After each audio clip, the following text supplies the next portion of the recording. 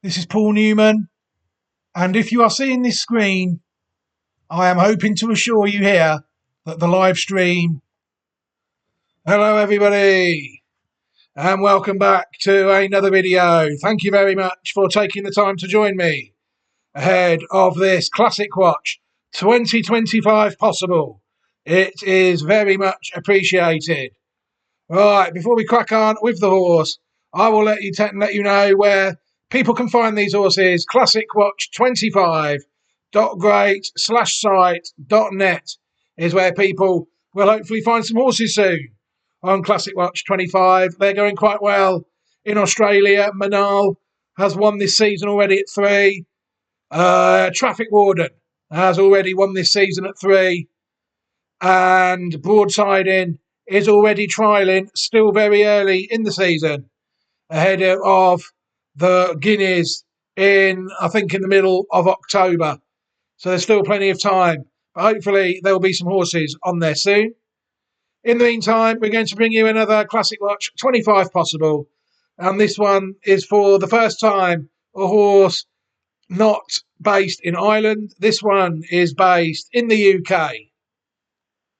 And the horse is the Charlie Appleby trained, Godolphin owned, Knight of Thunder sired filly, Desert Flower, out of a dam called Promising Run, who herself was sired by Hard Spun, bred and owned by Godolphin.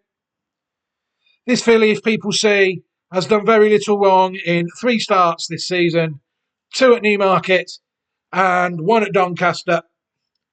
She managed to win first time out in a Class 3 2-year-old maiden at Newmarket worth £11,000 over 7 furlongs.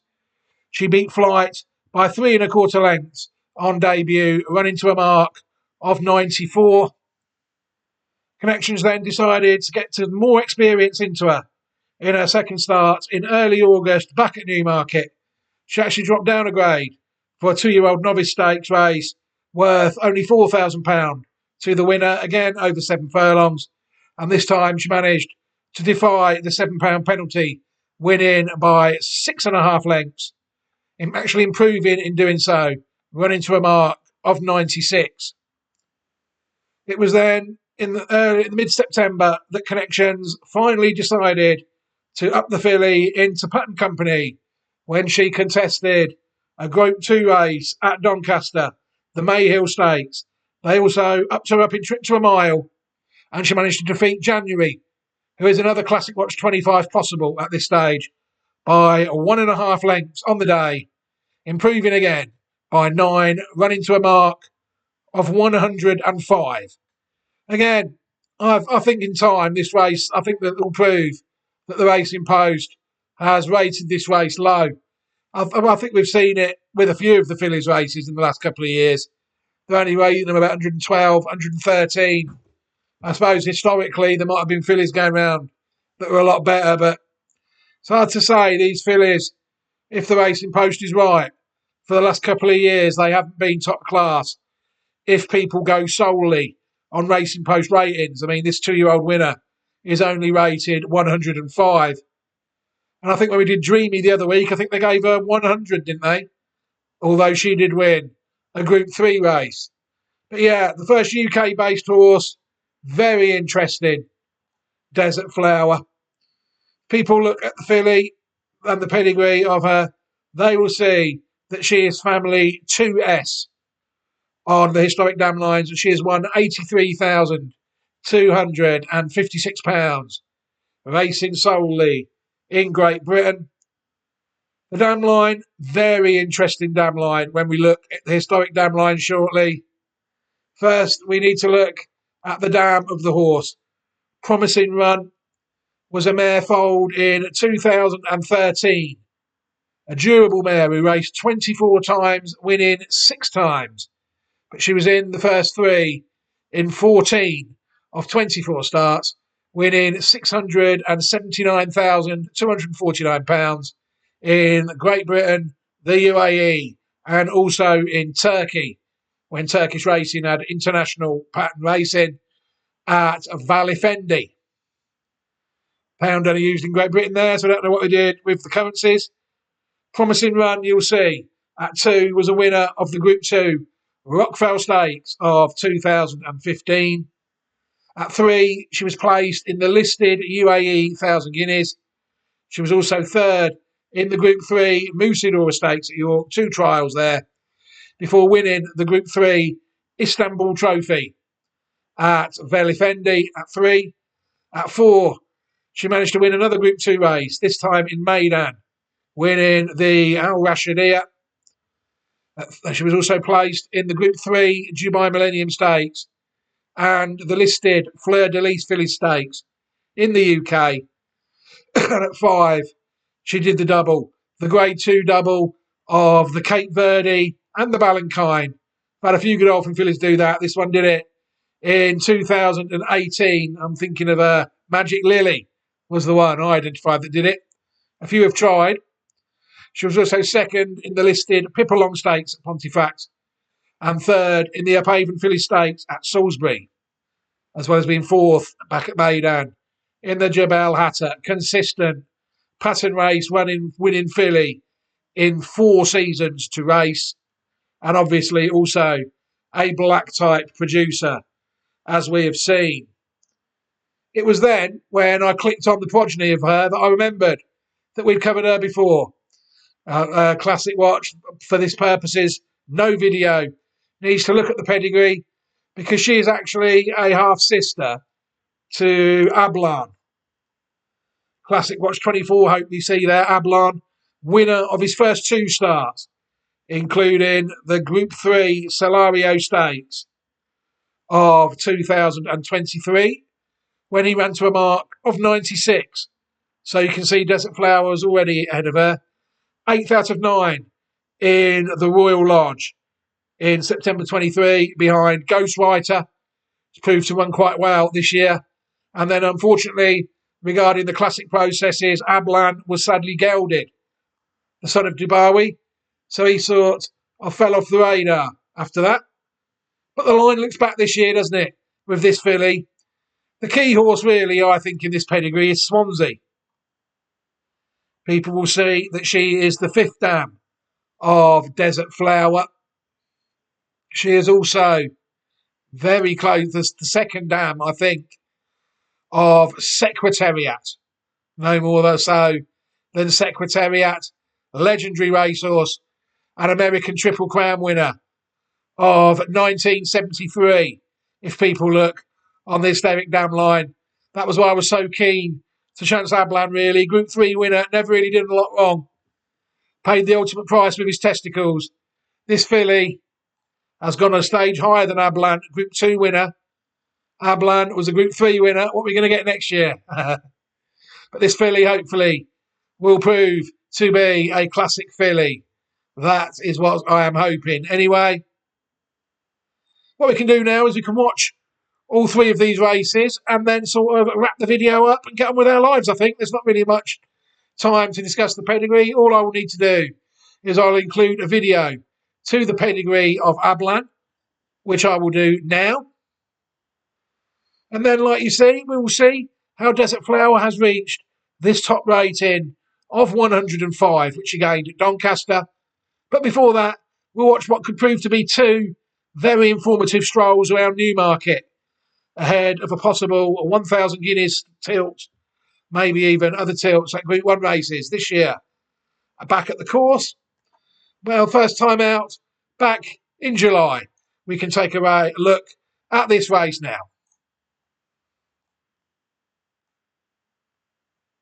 Is now in. Afternoon, Rachel, everybody. Ready to go. And they're off. Racing away, 7 furlongs in front of them for the Rossdale's British EBF Maiden Filly Stakes, and it's Flight who bounces out with the early advantage and shows the way from Binta Bua. More near side than is Concert Party. Behind her to the far side is Modern Utopia. Then in the red and white is Duty First. His alongside in the royal blue Desert Flower. Behind those in the green and yellow is Skylight. Keel Teal over toward the far side in white and black. Mika racing quite keenly is towards the rear of the field, throwing the head around a bit. And with her with the red noseband is I Puzzle. They continue up the home straight, about to go inside the final half a mile. And it's Flight under Ryan Moore, who show the way by a length and a half to Bintabua and Concert Party, Modern Utopia and Duty First. Nudged along then is Desert Flower, moving up into contention to the outside. Then Kill Teal and Amika further back to I Puzzle, and Skylight is last of all. They're racing now down towards the final quarter of a mile. It's Flight who still leads. Moving up to the outside in the blue. Here comes Desert Flower. Behind those have Bintabua and Duty First, who trying to get going. Then Concert Party and Modern Utopia. Heading the rising ground now with a furlong to go, and Desert Flower's moved on terms and goes by Flight as they head towards the final half a furlong. And Desert Flower under William Buick pulling away on the run towards the line. A winning debut for Desert Flower. Desert Flower has beaten Flight. Bintabua back in third. Then Duty First clear from Modern Utopia and Concert Party. Very impressive performance, I thought, there from Desert Flower. That was a good performance on debut. Flight has proved herself really to be a solid filly. She's won a race in her own right, although she was well put in her place at Patton Company recently on her first try at it. But that was a good performance, I thought, by the horse, and she definitely won well.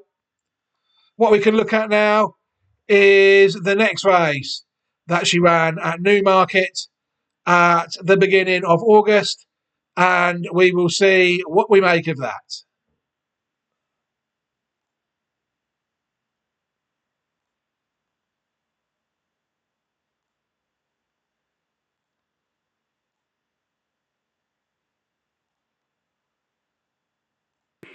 In now, that's it, they're all in.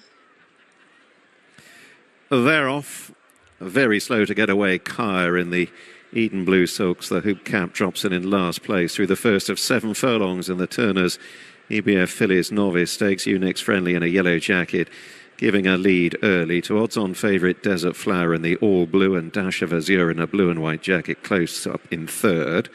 Then Hot Like Me with the black cap disputing 4th place with Mystical Queen. And Kaya, from that sluggish start, is a little adrift, as this time they race against the far rail and move down towards the end of the third furlong. Unix Friendly leading to the strong travelling Desert Flower at her quarters.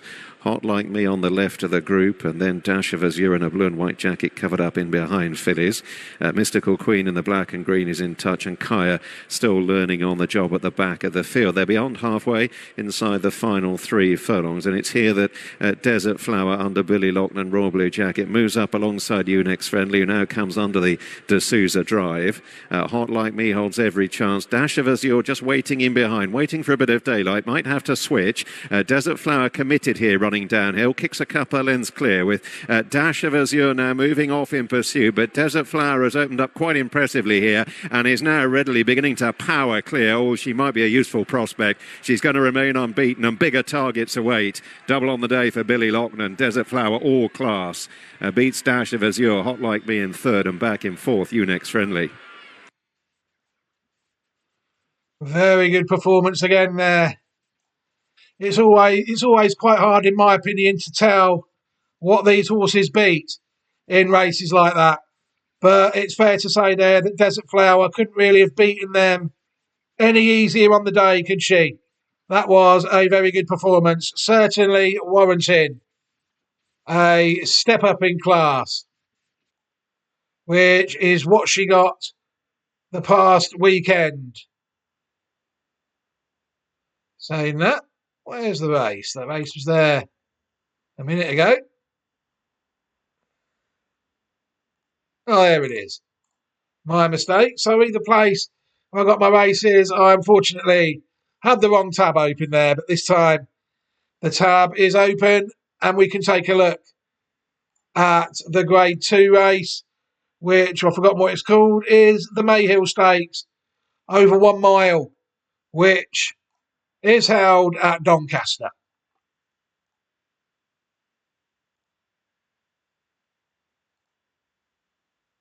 Set in the gates. Keep an eye on her. She's coming out of stall 8.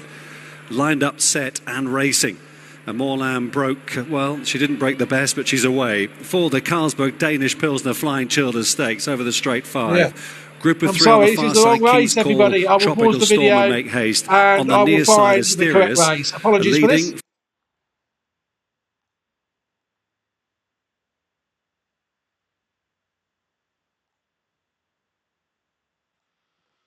Hello, everybody. Apologies for that. Proper fun and games there. Yeah, it turns out the place where I get my usual video, went to put that day's racing in, just wasn't there.